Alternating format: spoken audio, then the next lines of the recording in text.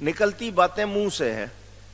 قرآن نے کہا نا بِأَفْوَاهِكُمْ، اپنے منہوں سے. تو یہ جو منہ ہیں ہمارے، اگر ہم ان کو سنبھال لیں، اسی لیے نبی پاک صلی اللہ علیہ وسلم نے فرمایا انسان کے جسم میں گوشت کے 3 حصے ایسے ہیں جن میں ہڈی نہیں، زبان ہے، دل ہے اور شرمگاہ ہے. فرمایا جو ان کی حفاظت کرے قیامت میں میرے ساتھ اس طرح ہوگا جیسے 2 انگلیاں. فرمایا تم زبان اللہ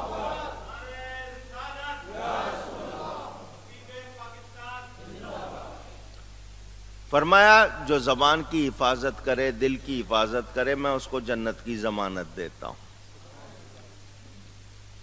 یہاں تک حدیث شریف میں آتا ہے کہ صبح جب انسان سو کے اٹھتا ہے تو پورا جسم زبان کے آگے، جیسے ہاتھ جوڑنا کہتے ہیں نا، ہاتھ جوڑتے ہیں کہ اگر تو ٹھیک رہی تو ہم سارے ٹھیک رہیں گے، ورنہ تو بول کر 32 دانتوں میں بند ہو جائے گی، بھگتیں گے ہم. گالی کہاں سے نکالتے ہیں آپ؟ زبان سے. اب زبان ہو گئی 32 دانتوں میں بند، جسم بھگت رہا ہے، ہاتھ چل رہے ہیں، پاؤں چل رہے ہیں، مکے پڑ رہے ہیں، لاتیں پڑ رہی ہیں، کیا کچھ ہو رہا ہے، وہ محفوظ ہے 32 دانتوں میں. تو یہ زبان اگر قابو میں رہے پورا جسم درست رہتا ہے، کیونکہ آپ نے اس کو قابو رکھا، باقی جسم کو تکلیف ہوگی. اچھا جذبات میں آ کے کہہ جانا، بول جانا، پھر نبھانا مشکل. یہ بہت احتیاط کی ضرورت ہے. تو اس انسان کو اپنے منہ کو قابو میں رکھنا ہے. مجھے میرے حضرت پیر و مرشد رحمت اللہ علیہ فرماتے تھے میں نے 30 سال زبان کا روزہ رکھا کہ اس منہ سے غلط لفظ نہ نکلے. وہ اللہ والے جو محفوظ ہیں، اللہ کی طرف سے حفاظت میں ہیں، وہ اتنی احتیاط کرتے ہیں. ہمارا کیا حال ہے؟ ہم بے تکان بولنے والے. اچھا بولنے کے بعد پھر ہم شرمندہ نہیں ہونا چاہتے. منہ سے غلطی ہو گئی، اڑ گئے، نہیں جی جو کہا ہے صحیح کہا ہے. بھئی غلطی ہو گئی ہے، اس کو قبول کر لو، صفائی کرو، احتیاط کرو، اور اس بات پر یقین رکھو کہ ہم سے غلطی ہو سکتی ہے. میں کہوں نہیں جی مجھ سے تو غلطی ہو ہی نہیں سکتی، میں بندہ ہوں، نبی نہیں ہوں، صحابی نہیں ہوں، ولیوں کے اس درجے پہ نہیں ہوں، عام بندہ ہوں، تو غلطی ہو سکتی ہے. تو یاد رہے زبان کے معاملے میں. اور یہ بہتان لگانا، جھوٹ بولنا، لگائی بجائی کرنا، کیا آپ کے ہاں بی جمالو کہتے ہیں لوگوں کو اردو میں؟ وہ بی جمالوں کا نام دے دیا انہوں نے کہ ادھر گئے تو ادھر کے ہو گئے، ادھر گئے تو ادھر کے ہو گئے، ادھر اور لگا دی، ادھر اور لگا دی. مقصد کیا ہے؟ لڑائی کروانا. تو جو اس طرح کرتے ہیں ان کے بارے میں واضح کر دیا گیا کہ یہ لوگ افتراء، بہتان لگانے والے، دنیا و آخرت میں خود کو عذاب کا مستحق مناتے ہیں، ان کو کوئی خیر ملنے والی نہیں. جو بھی برا طریقہ اختیار کرے گا کیا وہ کوئی اچھائی پائے گا؟ سیدھی سی بات ہے. وہ کہتے ہیں نا جیسے کام ویسے انجام. تو ہم اگر غلط کام کر کے سوچیں کہ نہیں انجام صحیح ہو جائے تو ایسا ہو سکتا نہیں ہے. جو بھی برا طریقہ جاری کرتا ہے تاکہ خلق خدا گمراہ ہو تو تمام گناہ اس کے سر پر رکھے جائیں گے، تمام لوگ اس کے لشکری ہوں گے جو اس کی پیروی والے، اور وہ ان سب کا سردار، تو اس کو سب سے زیادہ سزا ملے گی. بہت احتیاط کی ضرورت ہے. میرے دوستوں اور بزرگوں، ایمان کا تقاضا یہ ہے، دھیان سے سنیے گا، ایمان والے کو چاہیے ایمان کا تقاضا سمجھے. تو ایمان کا تقاضا یہ ہے کہ مومن کے بارے میں اچھا خیال رکھے. ایمان کا تقاضا کیا ہے؟ کہ مومن کے بارے میں ایک مومن دوسرے مومن کے لیے آئینے کی طرح ہونا چاہیے. کیسا ہونا چاہیے؟ میں اس میں اپنا آپ دیکھوں، کیونکہ وہ بھی مومن ہے، وہ مجھ میں اپنا آپ دیکھے کیونکہ وہ بھی مومن، میں بھی مومن۔ اور اگر ایسا نہیں ہے تو ہم نے اگر کوئی غلطی اختیار کی ہوئی ہے تو ہم اپنے ایمان کی نفی کرتے ہیں، اپنے ایمان کو جھٹلاتے ہیں۔ ہمیں یہ تان و تشنی کبھی کبھی ہو جاتا ہے، کوئی اونچ نیچ ہو جاتی ہے، چھوٹی موٹی بات وہ اور ہے، لیکن ایسی بات جو ایمان کی نفی کرے، ہمارے ایمان کے بارے میں یہ بتلائے کہ ہم ایمان والے نہیں ہیں، تو وہ بہت ہمارے لیے سخت ہوگا۔ تو ہمیں خود سوچنا ہے کہ میں نے تو نہیں موقع دیا کسی دوسرے کو بات کرنے کا، تو اگر میں نے موقع دیا ہے تو اس کا مطلب یہ کہ غلطی میری ہے، مجھے اپنے آپ کو درست کرنا چاہیے۔ ہم میں سے ایک کو دوسرے کا عیب بیان کرنا، ایک کا دوسرے کو آپس میں کیا کرنا؟ عیب بیان کرنا، اس کی برائی کی بات کرنا۔ اب اس کے بارے میں ایک دو باتیں بتا دوں، پھر وہی بات کروں گا۔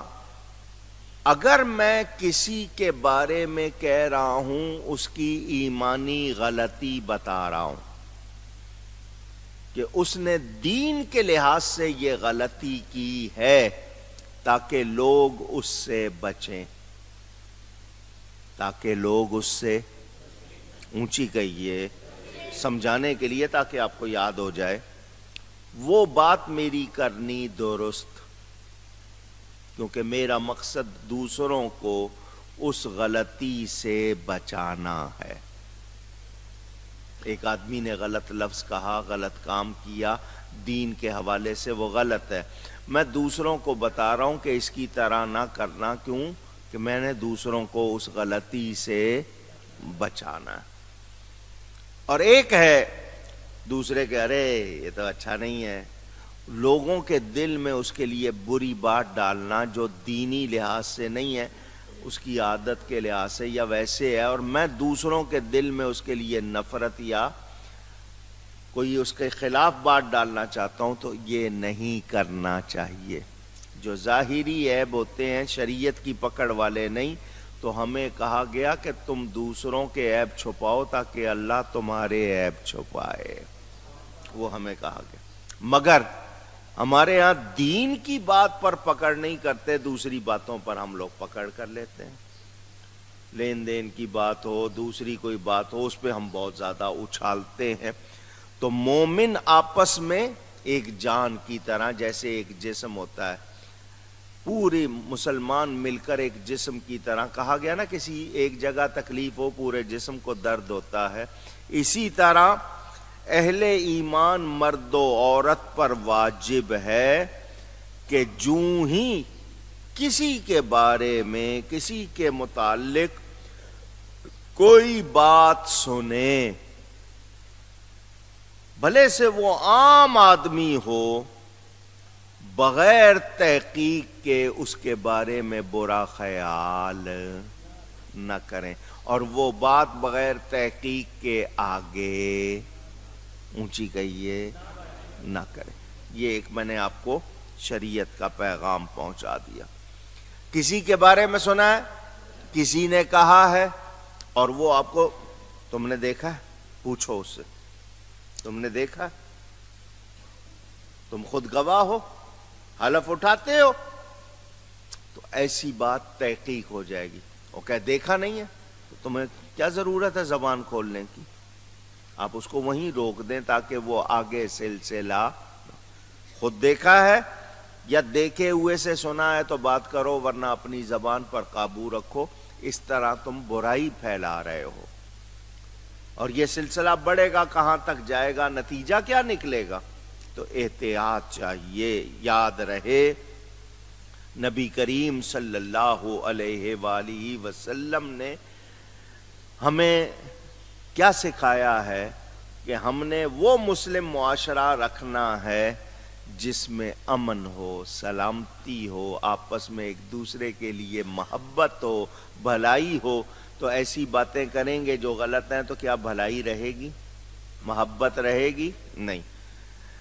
میرے دوستوں اور بزرگوں، بہتان تراشی، کسی پر ایسی بات لگانا جو سچ نہیں ہے، تو اس حوالے سے ہم جب بھی کسی کے لیے کچھ کہیں گے، یاد رہے اپنے لیے ہم آگ جمع کریں گے، پھر وہ آگ جلاتی ہے، وہ سب کچھ خراب کر دیتی ہے۔ ہمیں احتیاط رکھتے ہیں۔ جن کا کر لیا کہ کسی شخص کے بارے میں جب علم نہ ہو اور ہم بات کر دیں، اس کی اتنی پکڑ، تو جس کو دین کا مسئلہ معلوم نہ ہو اور مفتی بن جائے۔